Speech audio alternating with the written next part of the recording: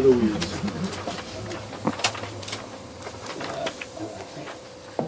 Hello, everyone. Good morning, dear teacher. Good morning to you. We're all in our places with sunshiny faces. Oh, this is the way to start a new day. I was born Leah Caroline Kate Whittinger in 1892. My family then moved to Sioux Rapids, where my father set up a grocery store there at First in Maine. My mother, Annie, became the very first music teacher in Sioux Rapids School. She was well qualified.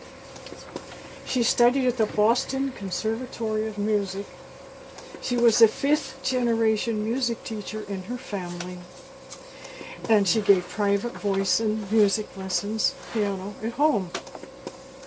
Well, along about the time I was 4 years old, bored, I decided to walk downtown and go to my father's grocery store. I sat and I watched the ladies. They would come and they would gather their groceries and pay cash for it, pick up the groceries, walk out the door. And then there would be some who would gather their groceries, and on the way out the door they'd say, "Charge it," and leave. I thought about that. And happened to be sitting inside a nice big barrel of candy. I picked out 3 of my favorite pieces, and I stepped up to the counter. And when it came my turn, I held up my 3 pieces and said, "Charge it!" Then I turned around and I walked out. My father thought it was funny. My mother did not. And that was the end of my charge account. At the end of that day, it was all over. Well, I went to school here at Sioux Rapids, graduated at the young age of 16. In those days, you could get a temporary permit to teach out at the one-room country schools. And they gave me Lee Township School, over there on the east side. We had lots of Halverson children. The Ingram children were over there. There were several ages and other families that sent kids there. There was one student who was almost my age, 15 years old and a little bit more. He could be tough sometimes. Thought he was an equal. No, he wasn't. So anyway, teaching went well, but I remember one little boy. His name was Glenn Ingram. He was about 7, maybe 8 years old at the time. He wasn't a bad child. It's just that wherever he sat, there was a disturbance.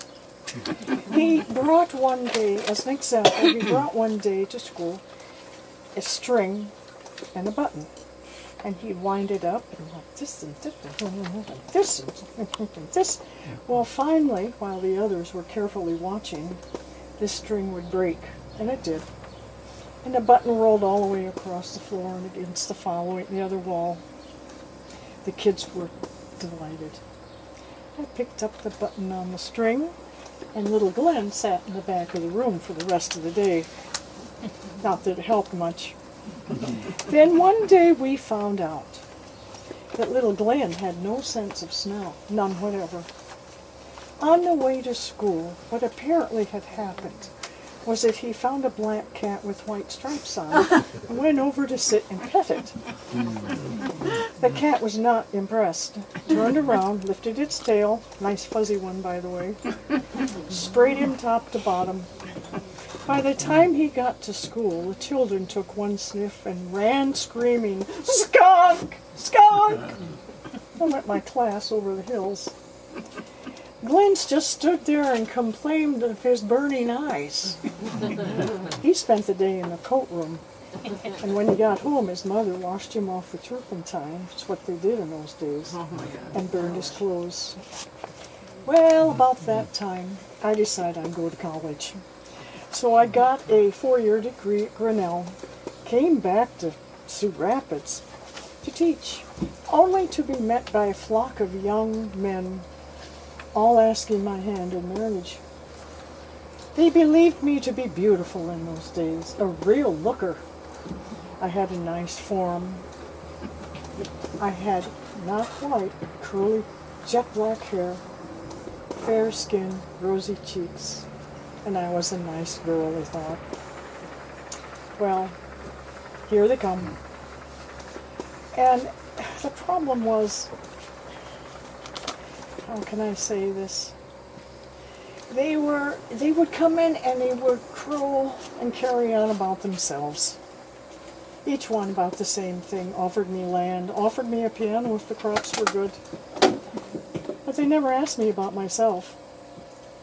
I was 23, and my father said, "Leah, you have the pick of the litter."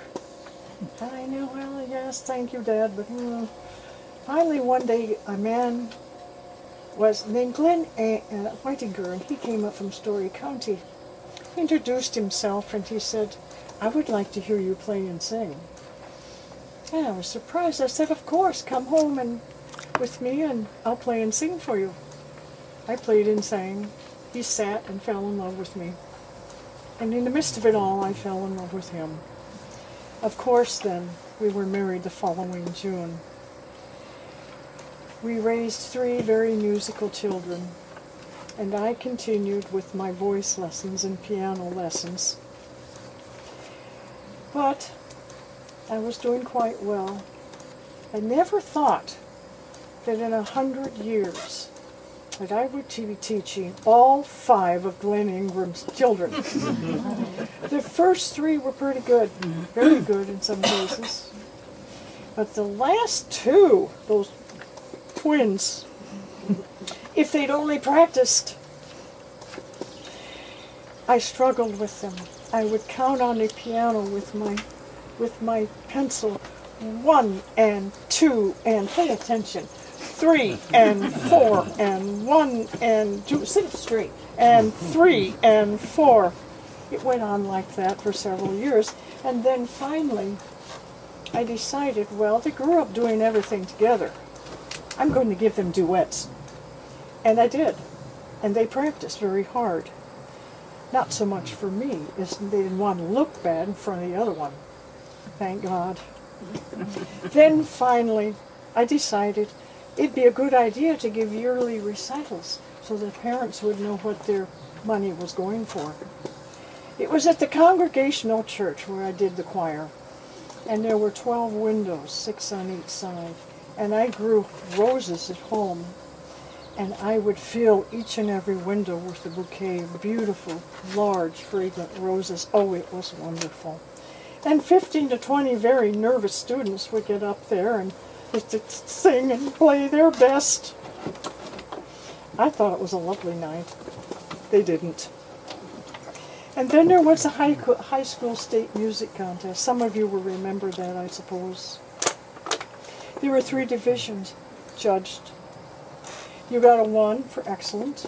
You got a Division 2 for oh, pretty good. And Division 3 is, why did you come? Well, I am here to say that the vast majority of my students got 1s.